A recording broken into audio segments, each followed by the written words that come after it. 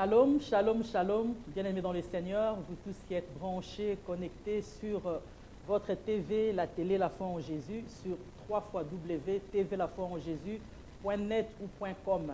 Vous qui êtes là pour suivre votre émission préférée, l'Alliance Divine. L'Alliance Divine, l'émission qui est présentée par votre sœur, votre maman, votre pasteur Honorine Isaou, la femme et l'épouse d'un seul homme, apôtre Isor Bolavi. Que la grâce du roi de Salem soit dans vos demeures. Aujourd'hui, c'est une émission spéciale, bien-aimés dans le Seigneur. Aujourd'hui, les gens diront, on a l'habitude de recevoir l'homme de Dieu, apôtre Isaou, mais ce n'est pas le cas. Aujourd'hui, j'ai un autre invité spécial que vous allez découvrir tout à l'heure. Mais avant tout, comme nous avons l'habitude de le faire, nous commençons avec lui, nous travaillons avec lui et nous finissons tout avec lui. Lui, c'est qui? C'est notre ami fidèle, l'ami qui ne déçoit pas, l'ami qui vient à n'importe quel moment. L'ami qui ne dit pas « Oh, je suis fatigué, je dois dormir ». Il est là à chaque instant qu'on l'invoque. C'est le Saint-Esprit de Dieu. Nous voulons confier toutes choses entre les mains du Saint-Esprit de Dieu et que lui seul nous accompagne pendant tout ce que nous allons faire ici. Au nom de Jésus. Nous te disons merci Seigneur, merci Seigneur. Nous te disons merci Seigneur, merci Seigneur pour tous tes bienfaits dans nos vies. Merci Seigneur, Jésus le roi de rois, le Seigneur de seigneurs. Comment ne pas te louer Jésus? Alléluia. Jésus le roi de rois, le Seigneur de seigneurs. Pour tous tes bienfaits dans ma vie. Alléluia. Jésus le roi de rois, le Seigneur des seigneurs. Saint-Esprit de Dieu, nous te confions ces moments. Nous voulons que toi seul, le divin potier, façonne-nous aujourd'hui à la manière dont tu l'as prévu. Seigneur, nous n'avons pas de préférence, nous n'avons pas de choix. À la manière dont tu vas nous déployer aujourd'hui, nous voulons que toi seul, tu conduises toutes les choses, du début jusqu'à la fin, au nom puissant et merveilleux de notre Seigneur Jésus-Christ. Quelqu'un dit avec moi, merci Seigneur Jésus, merci Seigneur Jésus, gloire et louange à toi Seigneur Jésus. Amen, amen et amen. Bien-aimés dans le Seigneur, nous sommes dans notre émission spéciale. J'ai un invité, un ami qui est avec moi. Un ami pourquoi? Parce que, vous savez, bien-aimés dans le Seigneur, nous n'avons pas le choix de choisir nos parents. Le Seigneur ne t'a pas demandé ton avis pour te donner la maman que tu voulais, ni le papa que tu voulais, ni le petit frère qui te dérange tout le temps, ni la sœur que tu veux, mais au contraire, il t'a donné le choix de choisir les amis. La Bible dit dans le psaume 1, heureux l'homme qui ne marche pas avec les méchants, selon les conseils de mon cœur. Pourquoi? Parce que pour choisir un ami, tu dois bien regarder, tu dois voir si cet ami remplit les critères que le Saint-Esprit demande. Et dans mon cas, j'ai trouvé un bon ami et je me suis dit, ce bon ami qui est bien avec moi, que j'ai bénéficié de ses grâces, que j'ai bénéficié de toutes les choses que Dieu a mis en lui, je n'aimerais pas le laisser partir comme ça sans bénéficier, faire bénéficier mes auditeurs de cette grâce-là. C'est pour cela, aujourd'hui, je reçois un homme de Dieu spécial. Je ne vais pas dire son nom, je vais le laisser se présenter. Il va dire son nom, il va dire d'où il vient, il va dire s'il est marié ou pas, parce que mes sœurs aiment bien savoir ces petits détails. Ah, maman Honorine, tu as oublié qu'il devait nous dire s'il était marié ou pas, parce qu'il y a beaucoup de propositions ici. Donc, notre frère, notre bien-aimé, va nous parler de tout ça, et après, nous allons continuer avec lui. Au nom du Seigneur. Pasteur, bonjour. Bonjour. Je vous reçois aujourd'hui dans notre émission L'Alliance Divine. L'Alliance Divine, c'est une émission qui est conduite par moi et j'ai comme l'habitude d'inviter les hommes de Dieu et les frères, les sœurs en Christ qui viennent participer, amener une pierre pour construire cet édifice du Seigneur Jésus-Christ. Mais aujourd'hui, je ne te reçois pas en tant qu'ami, mais je te reçois en tant que serviteur de Dieu, pasteur de Dieu, berger du Seigneur. C'est lui que Dieu a cherché tant longtemps pour donner sa moisson, parce qu'il a dit sa moisson est grande et il n'y a pas des ouvriers. Et parmi les ouvriers, il a été déniché l'homme de Dieu pour le mettre dans sa moisson. Aujourd'hui, je te reçois avec tous les honneurs du grand serviteur du roi des rois. Si vous voulez bien vous présenter et dire au peuple de Dieu d'où vous venez, comment vous appelez. Merci Maman Ono. Amen. C'est un privilège et aussi une grâce de participer à l'émission. Amen. Je dis que Dieu est fidèle et sa fidélité est grande. Amen. Et je dis merci à l'apôtre aussi, votre époux. Amen. C'est un homme que j'aime bien, Amen. que j'apprécie. Je préfère t'appeler Maman Ono. Amen. Pour plusieurs, c'est Pasteur Honorine. Sœur Honorine, Maman Honorine. Et je préfère Maman Ono ou Pasteur Ono. Mhm. Et je dis que ce matin, c'est une grâce et une faveur. Amen. Et je me présente, moi c'est le pasteur Dadi Ogo. Mhm. Je suis de la communauté évangélique de la présence de Dieu. Amen. Je viens de Kinshasa. Mhm. Et ce matin, je crois que Dieu va nous faire beaucoup de bien, Amen. beaucoup de grâce. Et aussi, j'aime bien dire une chose, c'est que je respecte la hiérarchie. De même que la Bible dit, Christ est le chef de l'homme et l'homme est le chef de la femme. C'est en cette dimension-là que nous allons parler, sur la hiérarchie et encore un peu plus loin, Christ qui est l'époux et l'Église, l'épouse du Christ. Amen. Et parlant de la hiérarchie, je fais partie d'une communauté, la communauté évangélique La Présence de Dieu, avec notre pasteur, le représentant de Gaï, le pasteur Dr. Kisukulu, lui qui est à Kinshasa, et nous qui sommes ici avec vous. Amen. Que nous saluons en passant le pasteur Don Yves. Don Yves Kisukulu, son épouse Gisèle Kisukulu, que j'aime bien appeler Yanzouzi. Yanzouzi aussi, nous la saluons dans le nom de Jésus-Christ. Et spécialement, moi je suis pasteur à l'église La Présence de Dieu Ngiri Ngiri, avec le pasteur Katanga que je salue aussi, qui est pour moi, au-delà d'un pangi, j'aime bien dire, et c'est quelqu'un de bien, et je l'appelle aussi coach.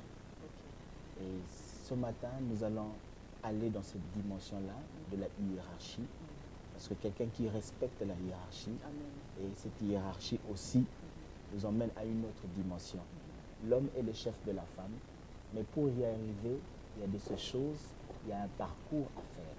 Voilà pourquoi aujourd'hui, nous voulons aborder le thème sur les fiançailles. Alléluia.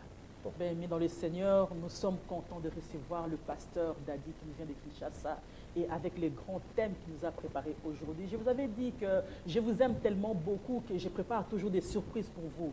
Donc nous sommes là avec l'homme de Dieu. Nous n'allons pas beaucoup commenter, nous allons laisser l'homme de Dieu nous parler de ces grands thèmes qu'il nous parle. Il nous dit qu'il nous parle de fiançailles. Vous avez bien compris quand il vous dit bonjour. Au fait, nous sommes le soir parce que notre émission c'est à 20h, mais avec l'homme de Dieu, nous venons juste de nous rencontrer. C'est pour ça que nous vous saluons dans le nom de bonjour ou bonsoir, peu importe, mais nous voulons parler de la part du Seigneur. Et je vais remettre encore les micros, la parole entre les mains de l'homme de Dieu qui va nous parler de ces grands thèmes qu'il a préparés pour nous. Là où tu es, toi jeune fille, toi jeune garçon, toi papa, toi maman, parce que quand on parle de fiançailles, on ne parle pas seulement de jeunes qui se préparent à rentrer dans le mariage. On nous parle aussi à nous qui sommes mariés. Il y a des étapes, peut-être des choses que nous avons zappées avant de rentrer dans le mariage. Il y a des choses que peut-être nous ne sommes jamais repentis jusqu'à dans notre mariage. Ça serait toujours bien de le savoir pour confesser. Parce que quand la parole du Seigneur vient et qu'il nous éclaire dans des dimensions, dans des domaines que nous avons peut-être zappés, il est toujours bien pour toi marié de te repentir aussi. Donc tu es concerné. Toi qui as fait 20 ans de mariage, tu es concerné. Toi qui as fait 40 ans de mariage, tu es concerné. Toi qui n'es pas encore marié, tu es concerné. Toi-même qui es divorcé, tu es concerné. Donc je vais laisser la parole entre les mains de l'homme de Dieu. Il va nous parler de ces grands thèmes, le fiançailles. Nous allons parler sur les fiançailles. Amen.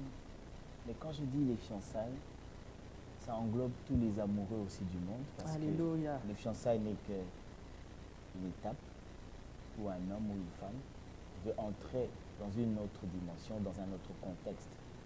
Mais pour y arriver là, il y a des choses qui se passent avant d'entrer dans le mariage. Parce que l'objectif que nous poursuivons, c'est pour un mariage bien fait et réussi.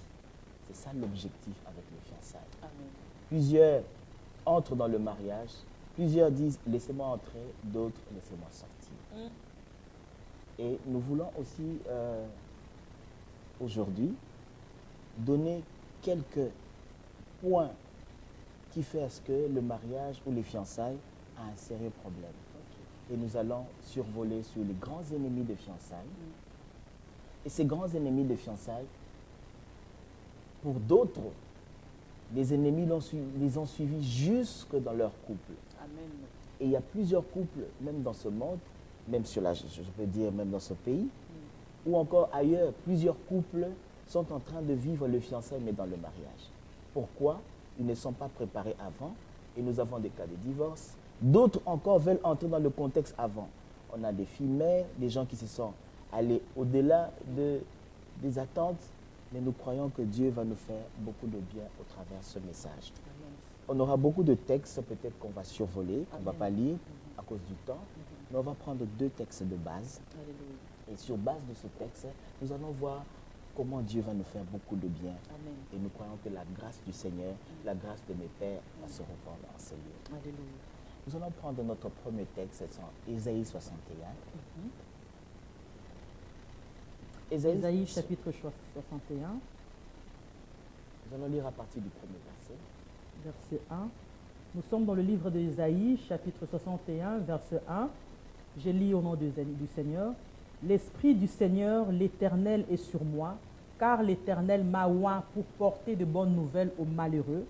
Il m'a envoyé pour guérir ceux qui ont le cœur brisé, pour proclamer aux captifs la liberté et aux prisonniers la délivrance, pour publier une année de grâce de l'Éternel et un jour de vengeance de notre Dieu, pour consoler tous les affligés, pour accorder aux affligés des Sion, pour leur donner un diadème au lieu de la cendre, une huile de joie au lieu du deuil, un vêtement de louange au lieu de l'esprit abattu, afin qu'on les appelle de térébintes de la justice, une plantation de l'Éternel pour servir à sa gloire.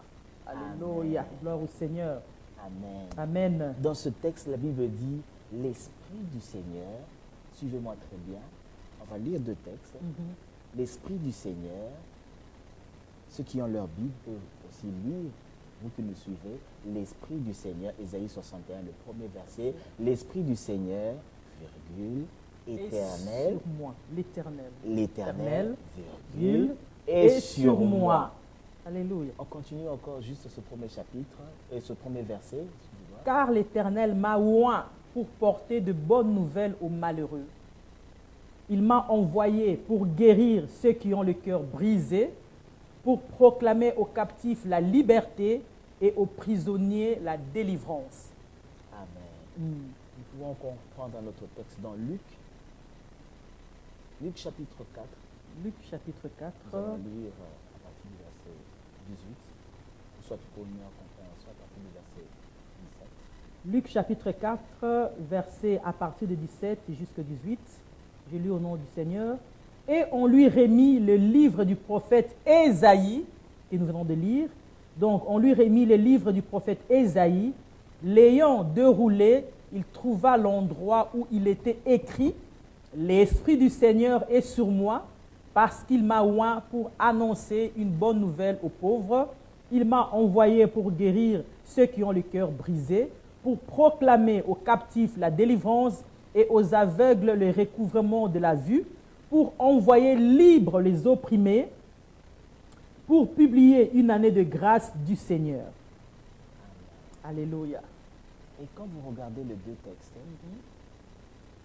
si vous ne tirez pas attention, c'est comme si le même texte, les 2 versets se ressemblent. Mais quand nous allons un peu plus loin, vous verrez que les 2 versets, il y a une différence. Il y a une nuance. Ésaïe nous dit, l'Esprit du Seigneur, virgule, éternel, est sur moi. Donc, virgule, est sur moi. Car il m'a oint pour annoncer la bonne nouvelle. Et pour, continuer le texte, Je vais peut-être... pour guérir le cœur brisé, et Dieu passe par la délivrance. Alléluia. Et dans Luc, c'est l'Esprit du Seigneur est sur moi, car il m'a oint pour annoncer la bonne nouvelle. Non seulement qu'on annonce la bonne nouvelle, et la deuxième des choses qui vient, c'est guérir le cœur brisé. Plusieurs ont des cœurs brisés. Plusieurs veulent entrer dans le mariage, ils ont le cœur massacré. Plusieurs ont des cœurs malades. Plusieurs sont malades d'amour. Et plusieurs, ils ont un problème de cœur. Et pour y accéder à cette dimension, Jésus dit, après un long moment de prière, il a passé 40 jours de prière, et il entre dans la synagogue, il dit qu'on m'amène le livre d'Ésaïe. Il dit, l'Esprit du Seigneur est sur moi. Or, dans ce livre, la Bible dit, l'Esprit du Seigneur, c'est le livre d'Ésaïe. l'Esprit du Seigneur éternel est sur moi. Or, Jésus est éternel. Alléluia. Et dans le verset 18 de Luc chapitre 4, c'est l'Esprit du Seigneur est sur moi. Parce que Donc, Jésus est éternel. C'est moi qui suis l'Éternel. C'est moi qui suis l'éternel. C'est pas comme Ésaïe qui dit l'Esprit de l'Éternel, l'Esprit du Seigneur, l'Éternel est sur moi. Donc à travers de son esprit, il m'a oint pour vous dire des choses. Mais là, il parle pour lui-même, que c'est moi l'Éternel qui parle maintenant. C'est moi l'Éternel qui Alléluia. parle. C'est moi l'Éternel qui parle. Et Ésaïe dit, l'Esprit du Seigneur éternel est sur moi. Et si nous faisons une analyse, Jésus est venu. Et puis, non seulement qu'il est venu pour annoncer la bonne nouvelle c'est la parole de Dieu. Amen. Lui qui est la parole. Au commencement était la parole. Cette parole s'est faite chair. Alléluia. Il dit encore, je suis venu pour guérir le cœur brisé. Et Jésus met même dans la deuxième position, après la parole, Jésus parle sur la guérison du cœur. Amen. Or, l'enseignement d'aujourd'hui, c'est sur les fiançailles. Ou encore, c'est pour tous les amoureux du monde. Pour les choses des cœurs. Et Pour les problèmes des cœurs. Et chacun de nous, tu n'aimes pas avec le genou. Amen. Tu n'aimes pas avec ton épaule. Non. Tu as besoin de ton cœur. Amen. Et même, ce que dit Jésus, même quand nous recevons Jésus comme Seigneur et Sauveur, la Bible dit à tous ceux qui l'ont reçu, tu ne le reçois pas par ton cœur.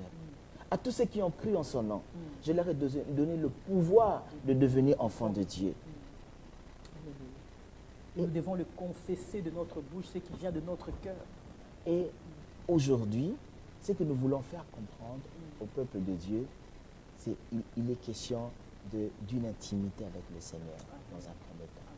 Et il y a des ennemis qui troublent plusieurs fiancés. Il y a des ennemis qui troublent les personnes qui veulent adhérer. Et parlons du fiançailles. C'est quoi le fiançailles? C'est quoi le fiançailles, pasteur? C'est quoi le fiançailles? C'est quoi? C'est une période d'observation, quand on est en train de s'examiner, de voir si l'autre il se fâche vite, s'il n'est pas patient, pour nous les femmes, s'il a la libéralité, parce qu'on aime bien aussi un mari qui a la libéralité, parce qu'au début, il donne des cadeaux et tout ça. Bon, après, on est surpris, mais les fiançailles, c'est un moment d'observation que nous sommes ensemble pour voir si tout va bien, si on peut s'engager ou pas. La Bible dit, comme je disais, qu'on va lire on va survoler sur les textes sans pourtant le lire, à cause de notre temps. La Bible dit, deux personnes ne peuvent-ils marcher ensemble sans s'être accordées. Donc, dans un premier étape, dans un premier point, où je peux dire encore dans le premier plan, il y a accord de principe entre deux personnes. Dans d'autres cultures, les fiançailles, c'est lorsque l'homme s'annonce dans la belle famille. Les fiançailles, pour d'autres, c'est lorsque deux personnes s'accordent et veulent emprunter un chemin pour le futur du mariage, pour un mariage bien fait et réussi. Mais allons dans le principe de base, c'est ce que, pour nous ce soir, nous ne voulons pas compliquer les choses. Nous voulons dire, deux personnes s'accordent pour marcher ensemble, pour un objectif à suivre. C'est pas obligatoire, pasteur. Quand on s'accorde, on n'est pas sûr qu'on part ensemble ou pas. Donc c'est juste vraiment, si c'est possible, qu'on peut marcher ensemble. Voilà pourquoi le fiançailles, c'est une période d'observation. C'est une période où deux personnes s'observent pour dire, nous avons un objectif qui est le mariage, mais nous courons de manière à remporter le prix. Donc ça veut dire qu'il y a des obstacles. Même dans plusieurs églises, les fiançailles pour eux, ils n'arrivent pas à le définir. Ils disent que bon, un chrétien ne peut pas se fiancer, il faut se marier directement. Non, c'est pas juste. Pour d'autres, on doit s'observer. On doit s'accorder pour faire chemin ensemble. Et le principe même dans le mariage, quand un homme vient vers une femme ou dans sa belle famille, l'expression qui est utilisée, c'est demander la main. Est-ce que quand nous demandons la main d'une femme, nous recevons la main, nous recevons la tête? Est-ce que nous recevons seulement les oreilles, les yeux? Non. Mais d'où vient cette expression-là, demander la main? Je pense que c'est une expression mondaine. Non. Parce qu'en réalité, on ne devrait pas demander la main. En réalité, on devrait conquérir les cœurs, parce que les sentiments viennent du cœur. Non. En fait, nous allons encore pousser plus loin et je crois que le Seigneur va nous faire beaucoup de bien. Amen. Alors, la Bible dit, l'Esprit du Seigneur éternel est sur moi. Ok? Voilà. Et si nous voyons le nom éternel, le nom éternel, quand nous le traduisons dans le texte, nous le traduisons soit en hébreu, vous verrez que éternel, c'est Yahvé. Le Yahweh, qui est le nom de l'éternel, le Yahweh, autrement utilisé à l'époque par les sacrificateurs. Et les sacrificateurs ne pouvaient prononcer ce mot une seule fois long. Une seule fois. Yahvé. Et c'était un nom sans voyelle. Et dans ce nom-là, nous allons juste tirer quelque chose. Dans ce nom, un peu plus loin, comme le peuple ne pouvait pas prononcer ce nom-là, Yahvé, il y a eu une naissance de deux noms. Il y a eu Elohim et puis Adonai pour ajouter le voyelle dans le nom de Yahweh. Et ce nom-là, quand nous allons encore plus loin, la première lettre de Yahweh, en hébreu, cette première lettre, c'est la lettre Y. Et la lettre Y, que je peux dire encore Y, c'est le symbolisme de Y, c'est le chiffre 10, ou le nombre 10, si je peux dire, le 10 en hébreu. Et le 10 là, c'est ça le Yod. Le Yod. Et le Yod, qui est le 10, se traduit aussi par le Yad, de par son origine. Amen. Et le Yad veut dire main. Et quand je dis Yad, le Yad veut dire main. Pourquoi? Parce que le 10, quand vous remarquez bien, et nous allons encore en profondeur, le 10, qui veut dire non seulement le Yod, mais si nous poussons encore dans le nom de Yahweh, on verra qu'il y a le souffle dans ce nom de Yahweh. Alléluia. Parce qu'il y a la présence de H. On peut dire encore le E. Il y a le H. Voilà pourquoi au commencement, l'Esprit de l'Éternel se mouvait au-dessus des eaux. Le souffle, le roua. Et quand je demande la main, demander la main à quelqu'un, c'est demander sa vie au fait. Parce que quand tu as la main d'une femme, tu as tout le corps. Alléluia. Quand tu as la main, quand tu viens expression, utiliser la main, tu demandes la main de la personne. Et le yad maintenant se traduit par 14 en hébreu. Pourquoi 14? Voilà pourquoi j'ai dit qu'on va parler sur, on va survoler sur les 14 grands ennemis de fiançailles. Amen. Pourquoi le 14? Parce qu'il y a promesse. Dans le mariage, il y a promesse. Dans les fiançailles, il y a la promesse. L'homme vient avec la promesse et ils veulent associer Dieu dans la promesse. Et Dieu se dit, moi aussi, je viens avec la promesse. Alléluia. Dieu emmène sa perfection dans la promesse. Et l'homme emmène aussi sa promesse et la perfection de Dieu, qui est non seulement le chiffre 7, le chiffre de la perfection, et l'homme promet Dieu aussi d'être parfait. Pasteur, voilà pourquoi la plupart des femmes, quand elles sont divorcées, ils disent « Ah, BBC Vinanga, à BBC Vinanga, à respecter promesse T, à respecter promesse Naïté, à BBC Vinanga. » Parce qu'au fait, ce n'est pas seulement la main qu'elle a donné toute sa vie, tout son être. Exactement. Elle a passé 15 ans, 20 ans, et après, on lui jette comme une vieille chaussette. Et il s'agit de la vie d'une personne qui est passée comme ça. Il y a mon père, dont Yves, il aime bien dire, il dit, vaut mieux encore rompre un fiançailles que de détruire un mariage. Amen. Parce que c'est la une vérité. période d'observation. Quand tu observes et qu'il y a un problème, au moins, vous vous êtes accordé et il n'y a pas accord et vous évoluez. Pasteur, il y a aussi des acteurs qui, pendant l'observation, ils peuvent jouer les jeux. Un bon jeu comme un acteur de cinéma et que tu remarques rien et tu soupçonnes rien et qu'après tu es déçu et que tu te sens obligé de rompre quand même le mariage. Voilà pourquoi il y a des ennemis des fiançailles. Le premier ennemi, plusieurs sont devenus plus flexibles par rapport à ces choses dans le mariage. J'ai même ici en Belgique, j'ai observé, il y a beaucoup de filles mères. Ça c'est la vérité. Il y a beaucoup de filles mères. Il y a des gens qui sont là, qui ont des enfants. Il y a même au-delà qui se pressent pour aller avoir un enfant parce qu'ils savent qu'il y a des bénéfices d'avoir un enfant. Amen. Déjà à 15 ans, la jeune fille, elle sait qu'elle doit attendre 18 ans pour sortir de la maison. Et qu'est-ce qu'elle fait dans ses calculs? Elle a un enfant avant 18 ans, comme ça elle a sa liberté. Et notre premier ennemi, c'est avoir un partenaire païen. C'est un ennemi qui ne te lâche pas. Parce que quand tu as un partenaire païen, vous avez des relations. À la base, ces relations-là sont déjà fausses. Parce que les relations, l'homme est païen, la femme est païenne. Déjà, au départ, il y a quelque chose qui ne va pas. On n'a pas les mêmes objectifs. On ne sait pas atteindre les mêmes objectifs pour un mariage bien fait et réussi. Amen. Et comme c'est pour un mariage bien fait, nous devons chercher le partenaire. Il y a des gens qui disent non, pasteur, j'ai trouvé quelqu'un, mais bon, il travaille quelque part avec des gens qui ont des histoires, mais lui, il n'est pas dedans. Hein. Il n'est pas dedans. C'est quelqu'un bien. Oui, je veux bien. Mais pasteur, il n'y a pas que des fiancés qui sont peut-être païens. Il y a aussi des enfants de Dieu qui prétendent être enfants de Dieu, qui sont dans l'église. Mais enfants de Dieu dans l'église, servant l'Éternel, mais qui se conduisent, qui se comportent comme des païens aussi. Alors on se demande, est-ce qu'il est païen? Est-ce que je dois choisir un enfant de Dieu à l'église ou je dois aller dehors? Parce qu'entre les deux, il n'y a pas grande différence. Mais il y a aussi un autre point que nous oublions. Vous remarquerez que dans le ministère de Jésus, Jésus a pris 3 ans de ministère et ce n'est qu'après qu'il a communiqué une grâce. Jésus a fait 3 ans en train de travailler le caractère des disciples.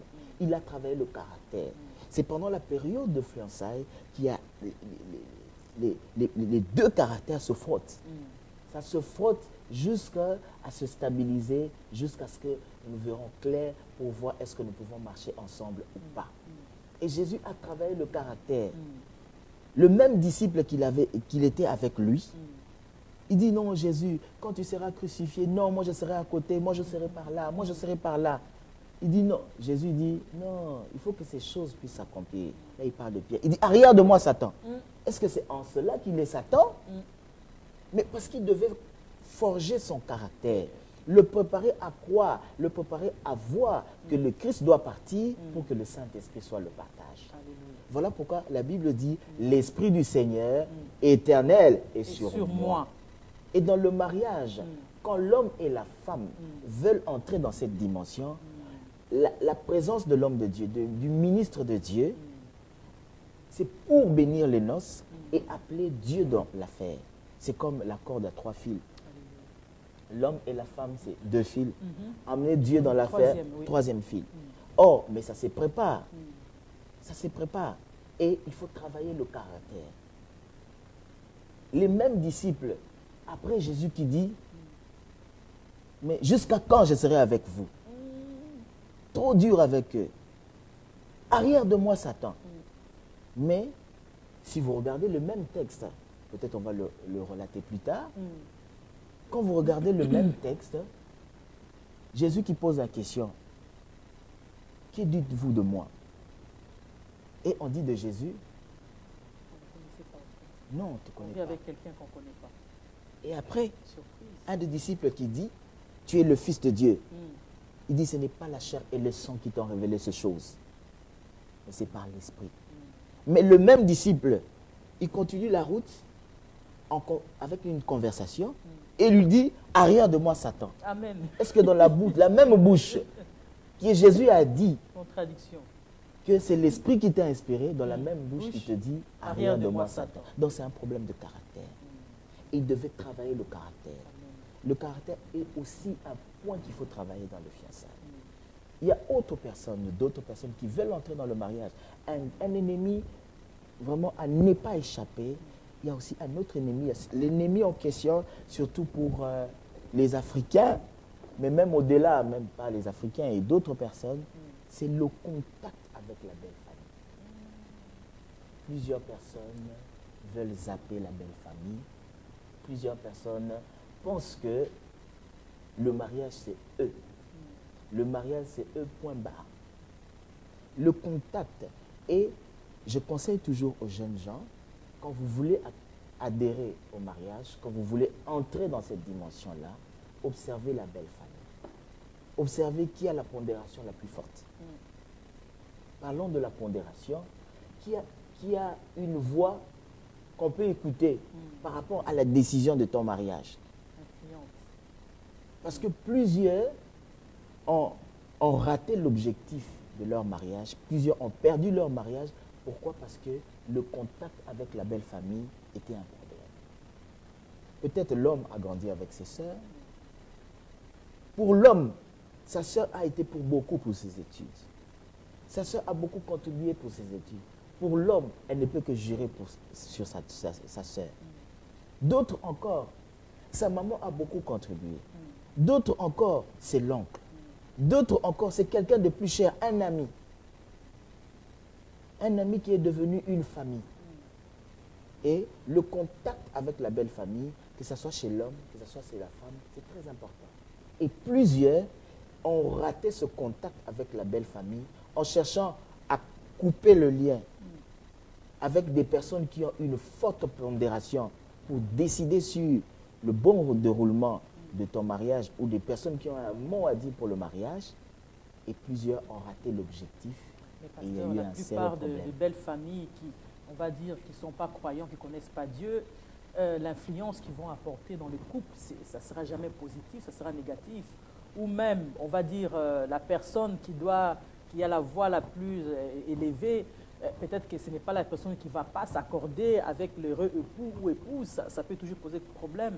Alors moi, là, je me dis, que fait-on de la parole qui dit que l'homme doit quitter ses parents et s'attacher à sa femme? Donc, quelque part, on se sent obligé d'accomplir cette parole parce que, bon, la belle famille peut avoir toutes les influences possibles, mais ce n'est pas l'histoire de la belle famille, c'est l'histoire de l'homme et de la femme. Et c'est à eux deux de régulariser tout. Parce que moi, je pense qu'à eux deux, s'ils s'accordent, s'ils sont forts et que leurs caractères sont forgés, à eux deux, ils savent bien affronter les belles familles.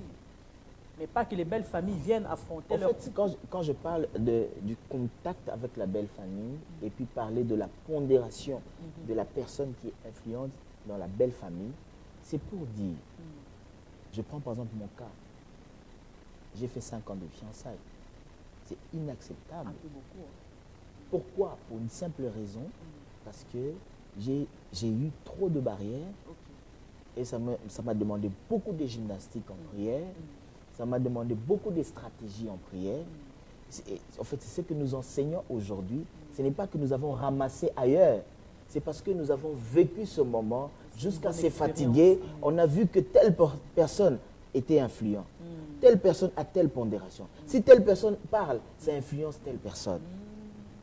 Et il y a eu des personnes, leurs mariages ont été reportés à tout moment.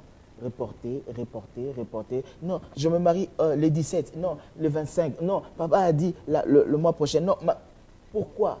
Ces personnes-là sont en train d'influencer et de manager spirituellement la femme. Peut-être même le papa n'a pas de problème, même pas la maman. Mais peut-être il y a quelqu'un qui a une forte pondération sur les parents. Et quand lui dit une parole, on l'écoute toujours. Et la même parole-là, la décision change. Et c'est ça un sérieux problème. Et le contact avec la belle famille, ce n'est pas un contact physique. Pourquoi? Parce que comme le premier ennemi à la base, c'est avoir un partenaire païen et qu'il faut refuser, ça veut dire qu'il faut travailler aussi en prière. Jésus a travaillé en prière afin de se persuader en lui-même. Il a travaillé encore en prière et puis il est venu dans la synagogue. Il prend le livre, l'Esprit du Seigneur. Donc, dans cette affaire, le Saint-Esprit est dedans. Il est dedans. Il est dedans. Amen. Et comme le Saint-Esprit est dedans, il faut associer le Seigneur dans le fiançailles. Amen. Dès le départ. Et même, moi, avec mon beau-père, c'était pas très facile. Oh là là. C'était facile. J'ai fait 5 ans de fiançailles. Maman, tu peux imaginer. C'est beaucoup trop. Et aujourd'hui, j'ai... bon que l'homme reste 5 ans sans femme. C'est trop long. Et aujourd'hui, j'ai 7 ans de mariage. Donc, au total, là-bas, depuis que je pourrait compter 12 ans de mariage. On pourrait compter 12 ans de mariage. Mais j'ai fait 5 ans de fiançailles.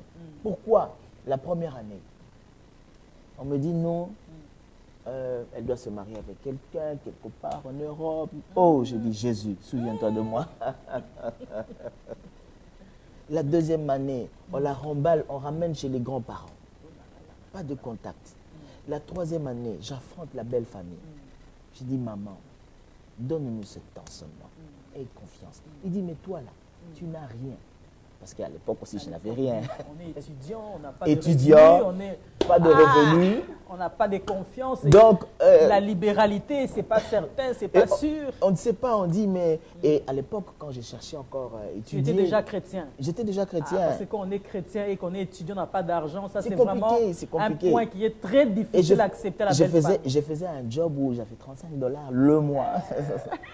$35 le mois. Hein. C'est inacceptable. Dans son divise par jour, j'avais à peu près quelque chose. Donc, $35 le mois. Comment tu peux nourrir une famille? Mais je vous Déjà, assure, comment tu peux te nourrir toi-même et je de vous là assure. prendre charge d'une femme? J'aimais ce travail parce que je croyais dans mon cœur, tel que la Bible dit, tout travail procure de l'abondance. Je croyais dans mon cœur qu'il y a l'abondance derrière ce travail. Je le faisais avec amour et j'épargnais.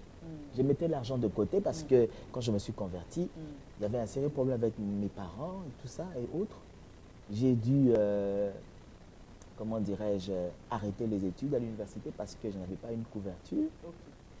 C'était soit tu vas chez tes pasteurs, ils vont payer le Minerval pour toi, soit tu écoutes, tu fais ce qu'on te demande. Et c'était carrément, pour moi, la maison des parents, c'était aller dormir. C'était comme un hôtel pour moi. Et c'était pas très facile. $35, j'ai trouvé quelqu'un. Et la belle famille était au courant du salaire? J'étais au courant. Et ma femme me disait toujours, c'est que j'aime bien en toi, tu me dis toujours que Dieu est avec toi. Et un jour, j'ai parlé avec ma femme, j'ai dit, la seule chose que j'avais de plus précieuse, je ne l'ai plus. Elle me dit, oh, comment? J'ai dit, la seule chose que j'avais de plus précieuse, je ne l'ai plus. Et je ne sais pas si tu vas accepter de faire chemin avec moi pour le mariage. Et vous imaginez mon beau-père, un sénateur. Donc ça veut dire que ma femme, elle était déjà habituée à vivre dans un confort. Dans un confort. Et vivre dans un confort, accepter un homme, je ne sais pas moi, un minable, c'était inacceptable et pour la famille et pour elle. Des fois, elle avait honte de me présenter, mais elle faisait avec. Je bénis Dieu pour ma femme. Alléluia. Et le Seigneur la bénisse abondamment et richement. Je bénis Dieu pour ma femme. Et ce qui s'est passé, elle me disait toujours, mais c'est quoi la chose? Je dis, la seule chose que j'avais de plus précieuse en moi, c'était ma vie. Mais je ne l'ai plus, je ne l'ai plus. La seule chose la plus précieuse, c'était ma vie, je ne l'ai plus. Et je l'ai donnée à Jésus. Et Jésus m'a donné sa vie. Si tu penses que je peux te communiquer la grâce de Christ et que nous allons faire marche ensemble pour un objectif qui est le mariage, pour un bon mariage et un mariage réussi, on peut faire route ensemble. Et ce jour-là, elle m'a regardé, dit, je suis d'accord, on fait route ensemble. Amen. Que le nom de Dieu soit béni. Et dans les 5 ans là, dans la 3e année, c'était vraiment secoué. Je me disais, est-ce que je passe le 3 jours que Jésus a passé sur l'œuvre de la croix ou comment? Parce que la 3e année, elle avait tellement une pression. Les parents ont ravi les vêtements, donc on avait juste un seul vêtement. On l'a jeté chez les grands-parents, là-bas au fond. Et chaque jour, j'allais la chercher. Elle avait ce seul vêtement. Le soir, elle l'avait. Le matin, elle portait. Donc, elle s'est privée même du confort familial pour faire route ensemble avec moi. Et ce n'était pas très facile. Et à la 3e année, on l'a tellement bousculé jusqu'à ce que les parents ont dit, soit tu fais le choix, cet homme ou la femme. Et elle m'a lâché. Oh là là là là là, elle m'a lâché. Et moi, j'étais en prière. Et plusieurs personnes, le problème c'est, qu'est-ce que Dieu te dit? Plusieurs hommes prennent les femmes à bout portant. Des hommes qui sont remplis de grâce. Oui, je suis d'accord. Si Dieu te dit c'est la femme de ta vie, garde-le pour toi. Parce que quand tu viens à bout portant, ma soeur, Dieu m'a dit. Que donc, tu es la femme de ma vie. À bout portant. Mais moi, Dieu ne m'a pas dit, il faut qu'il me dise aussi à moi. Et les plus sensibles disent, oh, ce frère-là, je vois, il a beaucoup de grâce. Il a dit que le Seigneur lui a dit.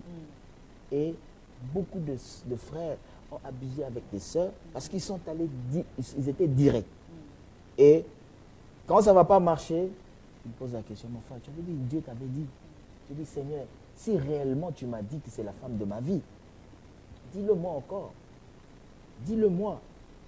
Et la 3e année, elle est partie. Elle était en prière, j'étais en prière. Moi, je ne savais pas qu'elle était en prière. Et un jour, il y a une femme qui m'a vu, me dit, où est ta femme, ta fiancée? Je dis, elle est là. Elle est là. Et quand on me posait la question, comment elle va? Non, elle s'est portée très bien. Très, très bien. Non, elle va bien. Tout va bien. Le projet de mariage, oh, Tout Dieu va bien. faire grâce.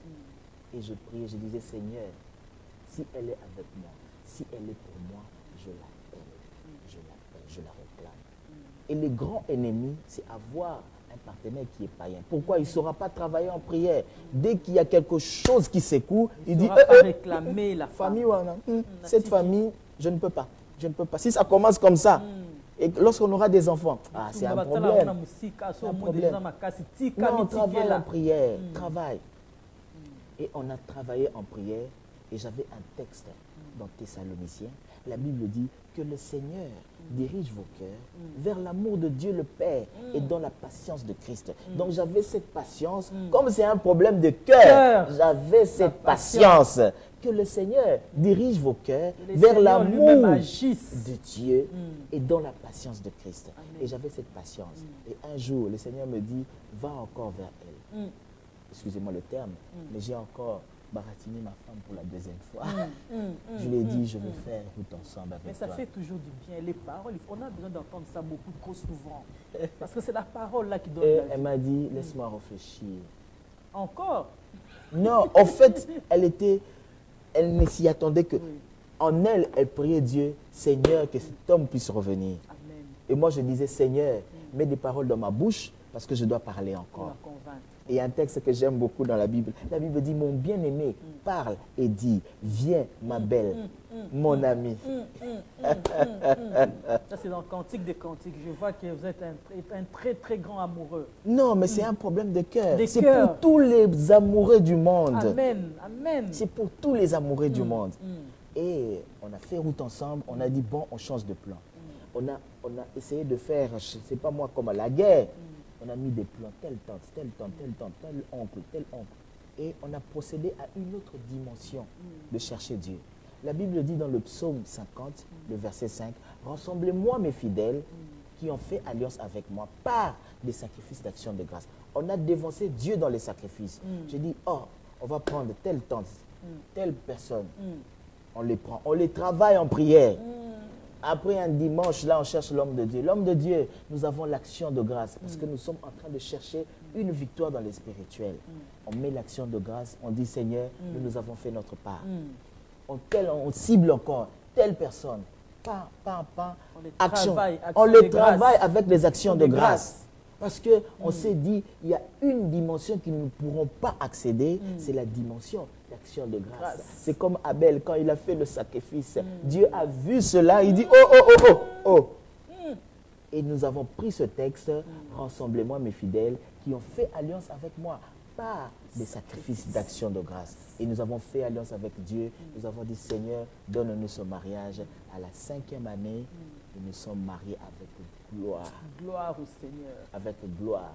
Pourquoi? Parce que nous avons appris à vaincre les grands ennemis de fiançailles. Les grands ennemis de fiançailles. Et plusieurs, il y a même des choses qui dérangent. C'est sur les attentes. Sur les attentes. Dans les fiançailles, chacun de nous attend quelque chose de l'autre. Plusieurs disent que les femmes sont matérialistes, soit vice-versa. Aussi, il y a des hommes qui sont matérialistes. Mais le problème... c'est plus les hommes qui sont matérialistes. Le problème, c'est ce que tu attends de ton partenaire. Ici, on les appelle les gigolos. Ils sont là, ils bénéficient des revenus de la femme la nourrit, ça dépend. Tout en fait, non, ça dépend. Vous pouvez mettre vos revenus ensemble parce que nous croyons que tout travail procure de l'abondance. Donc, ça veut dire le revenu du couple, tout travail procure de l'abondance. Et nous croyons que Dieu n'est pas contre que nous puissions travailler. Moi-même, je travaille. J'ai un revenu. Et nous pensons que aussi, par rapport aux attentes, les attentes se diffèrent. Il y a des personnes qui aiment, par exemple, si je peux dire, un homme qui a poussé loin avec les études, ou soit une femme qui a poussé loin. Mais quand il y a écart et qu'il y a l'amour, il faut savoir comment remonter le niveau. Peut-être la femme est docteur en droit. L'homme est D6. Je ne sais pas comment on appelle ça ici. Il a un diplôme baccalauréat ou quoi. Et il y a l'amour. Et la femme docteur, l'homme a un diplôme, je ne sais pas moi, du lycée.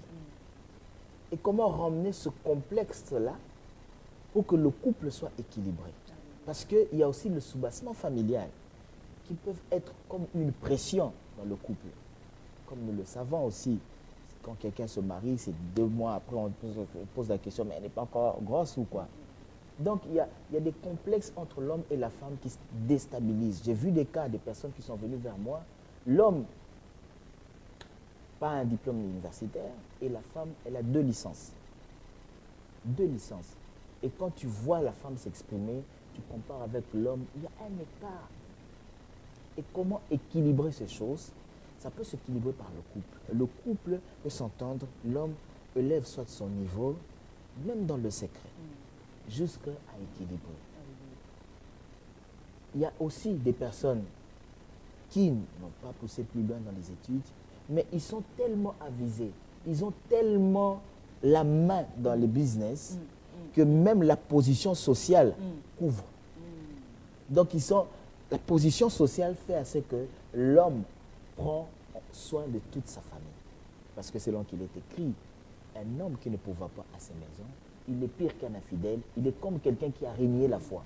Donc Dieu compare, il dit même dans sa parole, il est comme quelqu'un qui a régné la foi. Or, sans la foi, il est impossible de lui être agréable. Or, il y a des ennemis comme ça qui troublent les fiançailles, et les fiancés est perdu, et le mariage, l'objectif est raté.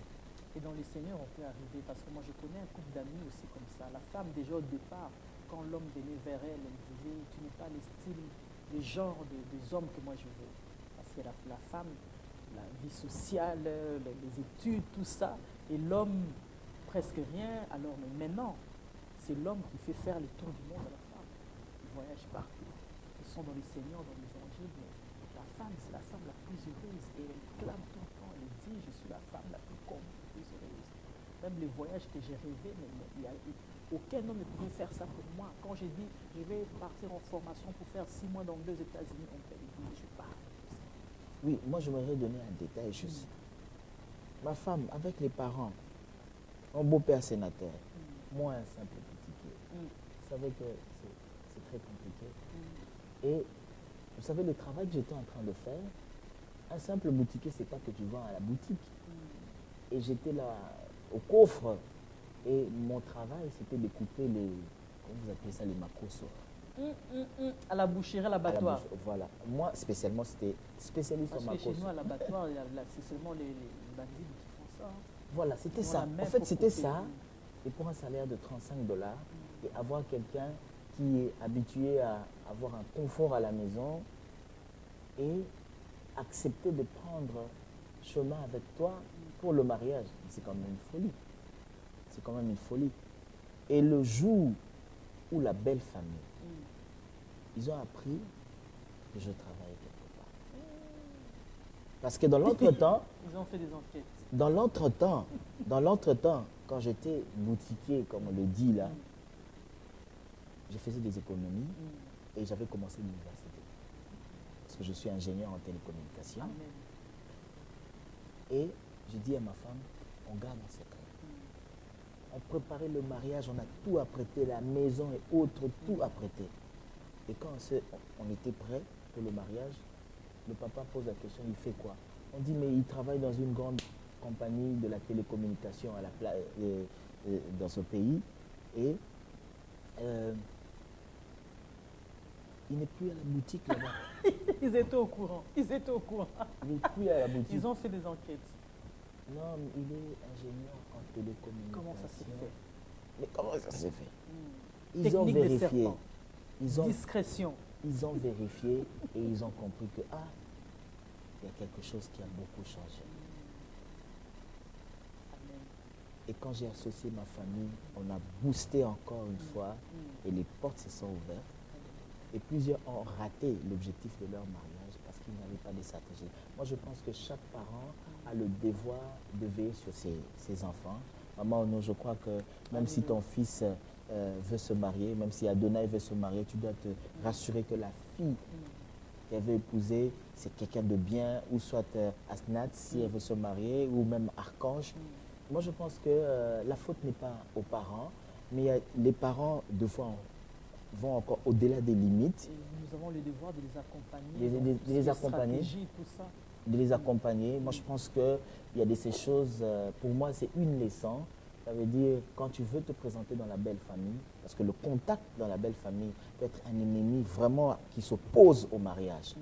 Parce que quand tu viens, le parent te pose la question, tu fais quoi dans la vie? Qu'est-ce que tu gagnes? C'est quoi tes revenus? Quelles sont tes ambitions? En fait, c'est quels sont tes parents? Voilà, tu habites où? Pour dans quel voir, quartier? pour voir, est-ce que dans un futur proche, cet homme peut être quelqu'un pour notre fille. Et moi, je pense que c'est le devoir des parents. Pour moi, j'ai dit, la belle famille m'a beaucoup aidé. Et je ne m'y attendais jamais que je pouvais avoir un master. Donc, au-delà de ça, même, j'ai un master, un MBA. Il a fallu qu'il te bouscule pour que tu arrives pour à moi, atteindre je me tes dirais, objectifs. je me disais que ma belle famille a été pour beaucoup pour mes études. Amen. Pourquoi? Parce que pour eux, ils avaient une idée de quel type de mari que leur fille pouvait avoir. Et je disais, Seigneur, j'aimerais juste prendre ce soubassement-là. Je le crée en moi. Donc, je me suis créé ce soubassement par rapport à leurs attentes. Je dis, bon, ils cherchent un homme qui est comme ça, je fonce dans les études. Ils veulent que je fonce dans les études. Maintenant, je veux voir quels sont mes obstacles. Les études, j'ai vaincu. Telle chose, j'ai vaincu. J'ai chez moi. Telle chose, j'ai vaincu. Et après, je les ai désarmés. Désarmement. Parce qu'ils sont venus, il a ça, il a ça, il fait ça, il fait ça. Il n'est plus à la boutique. Et non, il est plus, non. Et au final, ils se sont dit, bon, c'est un homme complet. Le problème de la boutique, c'est un problème très grave. Non, et heureusement, à la fin, que la boutique... Non, juste pour vous faire rire, hein, j'avais atteint un niveau où quand je prends même des pommes de terre comme ça, je peux prendre à main levée, je dis c'est 900 grammes. Je mets là, on teste 900 grammes. Je dis non, fais-nous 800 grammes. Je viens là, je ne comprenais pas. C'est ancré dans les dents, dans ta main. Oui, même parce que... de... Oui, je me disais tout travail procure de l'abondance. Et mon pasteur, Don Yves, me disait toujours, Daddy, fais le travail comme un art. Fais-le avec amour, car tu ne sais jamais comment Dieu va te bénir. Donc, tu étais fier de la boutique quand Donc, tu travaillais. non, parce que je n'avais que ça. Je n'avais que ça. Amen. Je n'avais que ça. Je me disais, tout travail procure de l'abondance. Et j'ai payé la dîme. Et nous, en tant qu'un bon chrétien, quand tu payes ta dîme, va au-delà de 10%. Moi, je dis, la dîme... $3,50. Il était resté combien? Non. Tu donnais 5, 10? Non. Je me disais, bon, Seigneur, moi, pour moi, la dîme, j'enlève seulement $10. Donc, $10 de $35. Imagine. 30 dixièmes. Oui, de 10%. Oui, j'ai dit à Dieu, bon, j'enlève $10. Donc, c'est comme si j'avais $100. Je dis, non, Seigneur, comme je donne $10, à tes yeux, tu vois comme si je gagne 100. Donc, ça veut dire, donne-moi ce qui reste, 65 là. Et c'était ça. Au fait, Dieu, on le tient comme ça. Je mettais Dieu à l'épreuve. Et un jour, les portes se sont ouvertes et Dieu a fait un miracle. Alléluia. Ah, bien-aimés dans le Seigneur, nous sommes bénis parce que cette émission, c'est une émission spéciale. Je regrette faute de temps, mais qu'est-ce qui se passe? L'homme de Dieu n'est pas encore parti. Il va partir peut-être en France, partout ailleurs. Peut-être il reviendra sur Belgique pour continuer parce qu'il a parlé de 14 points, 14 ennemis. Là, on n'a parlé que de 3, mais les 3 que vous avez entendus, ce sont des 3 choses qui sont très, très importantes, primordiales à respecter pour que le fiançailles arrive à bon terme, marche. Et là, nous sommes obligés de nous arrêter. L'homme de Dieu nous a parlé de 3 points. La prochaine fois, Dieu fera grâce, on va parler de reste de points. Mais pour le moment, nous allons profiter de la grâce de l'homme de Dieu. Nous allons demander à l'homme de Dieu de nous donner quelques conseils pour les gens qui sont en attente de fiancés, de fiançailles. Quels conseils tu peux donner à nos sœurs? Quels conseils tu peux donner à nos frères? Parce qu'on a relevé quelque chose dans votre expérience. La sœur, elle était, on va dire, elle était aisée dans sa position.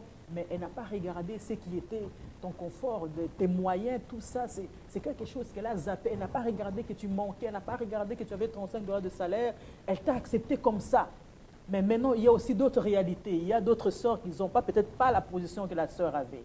Qu'elle doit peut-être travailler pour payer ses études. Elle doit peut-être travailler pour nourrir sa famille. Elle a besoin d'un fiancé qui a de moyens. Et elle est amoureuse. Qu'est-ce qu'elle doit faire? Elle doit toujours espérer en Dieu. Elle doit faire quoi? Donc des conseils comme... Excusez-moi, des conseils comme ça à nos sœurs, à nos frères, qu'est-ce que tu peux dire, qu'est-ce que tu peux réconforter pour toute personne qui est dans ce processus de fiançailles ou toute personne qui aimerait bien se fiancer pour arriver un jour. Nous sommes là pour t'écouter, pasteur. Ma femme et moi, quand on était fiancés, on utilisait un texte. C'est heureux ceux qui ont cru sans pour autant sans avoir vu. Ça, c'est un grand test parce qu'on ne voit rien. Seulement des promesses. Heureux ceux qui ont cru. Mais le problème, c'est que ça nous accompagne jusque dans les mariages. Les promesses dans les fiançailles, jusque dans les mariages, c'est seulement des promesses errées. 40 ans, errées, 50 ans. Heureux. 69, errées toujours. Heureux ceux qui ont cru sans pour autant voir. Je vais donner juste 2 témoignages. Quand on a commencé l'église en 2012, on a eu notre premier mariage. J'étais une sœur de 49 ans. Et pour moi, je dis que c'était un enseignement. C'est une sœur de 49 ans. Et en passant, j'étais même... La sœur, elle habite à l'Allemagne. J'ai même parlé avec elle. J'étais en Allemagne. 49 ans. Donc, perdu l'espoir au maximum. Donc, à la porte de 50. Les jeunes filles sont là, 25, 30. À la porte des 50, elle 49, elle a 49 ans, elle se marie. Pour moi, je dis que Dieu, non, ça c'est un miracle. C'est un miracle. Et dire que nous sommes chrétiens, nous devons nous voir autrement. Vous savez, la Bible dit, ô Dieu, ton Dieu t'a oint d'une huile de joie au-dessus de tes échos. Donc, tu peux avoir autant de personnes, mais toi, tu as la grâce de Dieu sur toi. Même à 45 ans, il y a une sœur à 45 ans. Tu n'es pas comme tout le monde. Il y a une servante de Dieu à 45 ans, elle gère même l'écodime de la communauté. Elle s'est mariée dernièrement, 45 ans. Vous voyez que Dieu fait des miracles. Il y a encore une autre sœur à la porte de 40. Je crois qu'elle doit avoir 38 ou 39. Elle s'est mariée. Et pour les réunions des jeunes et autres, ça va faire 12 ans depuis que je suis dans ce monde avec les fiançailles, conseiller les fiançailles et tout ça. Et ce n'est pas très facile. Ce n'est pas très facile parce qu'on a beaucoup évolué avec le thème. Ça, ce n'était qu'un thème phare pour dire les grands ennemis des fiançailles. Mais il y a aussi les choix des parrains. Il y a aussi le cœur. On a un thème encore. Il y a aussi des mauvais conseillers. Hein? Oui, on a des thèmes, le cœur blessé et la pensée du mariage. On a des thèmes, le phénomène noir dans le fiançailles. On a des thèmes sur le détachement. Il y a des parrains commencent à détourner le cœur de la mariée pour exactement, dire, bon, exactement. moi je viens, je suis là pour vous soutenir, mais c'est moi qui ai participé au besoin du mariage. Est-ce que tu es sûr que vraiment tu dois t'engager? Voilà Or que lui-même, il avait des idées. Voilà pourquoi le choix de parrain est très important. Parce qu'il y a des parrains qui ont en eux le premier ennemi. Ce sont des parrains, peut-être qu'ils se sont convertis. Voilà pourquoi moi je conseille toujours, quand tu veux prendre un parrain, regarde le soubassement de ce parrain lorsqu'il était fiancé. Il faut aller fouiner dans sa vie de fiançailles aussi. Parce qu'il y a des parrains qui ont des soubassements très païennes. Et quand tu le prends comme fiancé, il te dit, bon, tu sais Luc, moi quand je vois que chez Louise ça ne va pas, je vais chez Marie-Louise parce qu'ils ont pratiquement le même nom. Ou bien la femme est tombée enceinte, il dit au fiancé, c'est pas grave, ça peut arriver moi aussi. J'ai fait la même chose, c'est pas grave, tu peux te marier, même si elle est enceinte, c'est pas grave. Bon, le temps nous manquerait à aller beaucoup plus de détails, mais c'est que si je peux donner comme un conseil, la première des choses, connais l'état spirituel de ton conjoint. Est-ce qu'il est chrétien? Est-ce qu'il a reçu Jésus comme Christ, comme sauveur? Parce que nous ne pouvons rien faire au-delà de tout ça. Mais moi, je crois que la Bible dit, à tous ceux qui l'ont reçu, à tous ceux qui ont cru en son nom, je leur ai donné le pouvoir de devenir enfants de Dieu. Dire que tu deviens enfant de Dieu, moi je dis que c'est une option que Dieu active en toi. Parce qu'il y a des soubassements sur cette option. Parce que la Bible dit, à tous ceux qui l'ont reçu, donc tu le reçois, il dit, Dieu lui-même, je t'ai donné le pouvoir de devenir enfant de Dieu. Bon, dis-moi si tu es l'enfant du chef de l'État. Qu'est-ce que tu n'auras pas? Tu peux te taper tout ce que tu peux avoir comme des vêtements griffés. Toutes les femmes que je veux, tous. Des montres, tu peux avoir des chaînettes qui coûtent cher, tu peux tout ce que tu peux avoir parce que tu es l'enfant d'un haut cadre. Mais Dieu dit à tous ceux qui l'ont reçu, qui ont cru en son nom, je leur ai donné le pouvoir de devenir enfant de Dieu. Donc quand tu deviens enfant de Dieu, tu peux activer cette option qui reste. Tu peux devenir riche. Tu peux devenir maman, papa. Amen. Tu peux devenir avocat. Tu peux devenir tout ce que tu peux devenir parce que tu as déjà le pouvoir. Et tout ce qui est en toi, tu peux le déclarer. Tu peux déclarer ton mariage. Il y a des personnes qui déclarent négativement leur mariage. Oh non, là j'ai déjà passé. Moi vraiment, moi telle chose, moi telle chose. C'est par ta parole que tu seras justifié. C'est par ta parole que tu seras aussi condamné. Et moi, je pense que la Bible dit dans le livre de Psaume 119, le verset 130, la Bible dit « La révélation de la parole est claire et elle donne l'intelligence au simple. » Et dans la version King James, la Bible dit « L'entrée de la parole de Dieu dans ton esprit est claire et elle donne l'intelligence au simple. » Donc, ça veut dire qu'il faut que la parole entre au maximum entre les deux conjoints. Comme ça, lorsqu'il y aura des vents et marées, lorsqu'il y aura tout ce qu'il y aura comme émeute dans le couple, ils seront à même de retourner vers Dieu, de voir comment recalibrer pour un mariage bien fait et réussi. Gloire au Seigneur, bien-aimé dans le Seigneur, laisse que tous ces conseils vous aident à rentrer dans votre destinée, dans votre mariage. Pour terminer, nous allons encore faire appel à l'homme de Dieu, le pasteur. Il va clôturer ce moment. Nous avons commencé avec le Saint-Esprit de Dieu. Vous avez remarqué que c'est toujours lui qui nous révèle des choses. Et nous sommes arrivés à la fin. Nous allons le remercier de tout ce qui s'est passé ici. Et nous allons laisser l'honneur à notre invité de clôturer ce moment, après quoi nous allons nous séparer. Pasteur, est-ce que tu peux prier pour nous, pour les bien-aimés qui sont en train de te suivre, les fiancés, toutes les propositions sont là. Et puis je vous promets que le pasteur reviendra encore. Donc la prochaine fois, peut-être ici, peut-être en Allemagne, peut-être à Kinshasa, vous allez encore les revoir sur www.tvlafoionjésus.net ou .com. Et nous allons clôturer ce moment de la prière. Amen, amen, amen. Alléluia. Que le nom du Seigneur Jésus soit glorifié. Bien-aimé dans le Seigneur, Jésus est au centre de tes fiançailles. Jésus est au centre de ton mariage. Le temps nous a manqué peut-être d'aller au-delà pour parler du mariage. Aujourd'hui, c'était pour les fiançailles. Et nous croyons que Dieu est dans l'affaire. Alléluia. J'aimerais demander à tous les fiancés, à tous les amoureux du monde. Jésus a dit, l'Esprit du Seigneur est sur moi. Il m'a oint pour annoncer la bonne nouvelle. Je t'ai donné la bonne nouvelle de Jésus. Je t'ai communiqué cette grâce. Et Jésus a dit, je suis venu pour guérir le cœur brisé. Guérir le cœur brisé. Donc après la parole, Christ met la priorité sur le cœur. Et je parle à tous les amoureux du monde. Et je déclare une prière. Seigneur, je déclare sur tout le cœur brisé. Alléluia. Tout le cœur brisé. Seigneur, emmène tout ce cœur dans la délivrance. Emmène tout ce cœur sur le terrain de ta délivrance. Je te le demande avec le Saint-Esprit. Je te prie, toi qui es le Dieu de mes pères. Je te le demande, ô Éternel, et que l'on sache que tu es le Dieu qui dit une chose et la chose s'accomplit. Que cette parole, ô Dieu, transforme le cœur. Que cette parole, ô Dieu, transforme, ô Éternel, les vies. Que cette parole, ô Dieu, transforme, ô Éternel, les intrinsèques de tout un chacun de nous. Afin que le nom du Seigneur Jésus soit glorifié dans la vie de tout un chacun de nous. Dans la vie de mon frère, toi qui as perdu ton mariage. Ma soeur, toi qui as perdu tes fiançailles. J'aimerais encore te dire, aujourd'hui, ce Dieu-là te donne la supériorité afin que tu entres dans ton mariage. Et que l'amour de Dieu le Père, la grâce de notre Seigneur Jésus, la communion du Saint-Esprit vous accompagne au nom puissant de Jésus. Amen. Amen. Quelqu'un dit avec moi, merci Seigneur Jésus. Merci Seigneur Jésus. Gloire et louange à toi Seigneur Jésus. Amen, amen et amen. Au revoir et à bientôt.